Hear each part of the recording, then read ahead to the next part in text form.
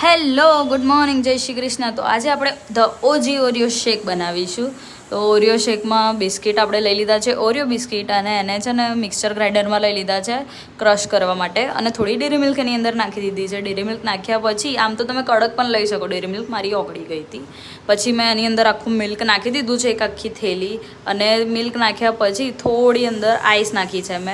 મેં સોચ્યું કે પહેલાં થોડું બનાવવું, પછી અગર ટેસ્ટી બનશે તો વધારે બનાવીશ, અને એક ચમચી ખાંડ એડ કરી છે.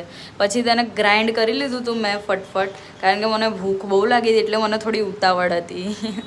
પછી ગ્રાઇન્ડ કરી લીધા પછી મેં થોડું આમ મસ્ત ગ્લાસ સજાવવાનું સોચતી હતી, તો મેં નાનો ગ્લાસ લીધો અને હર્ષી સિરપથી એને સજાવતી હતી મસ્ત, આમ બહાર મળે ને એવું બનાવવા માંગતી હતી હું. તો થોડી ડિઝાઇન કરી અંદર ઓરિયો શેક નાખ્યું અને ઉપર ક્રશ કરીને બિસ્કિટ નાખી દીધા, અને શું બન્યો તો લિટરલી ઓરિયો શેક ચોમેશ્વરી. Thank you for watching, bye bye. Subscribe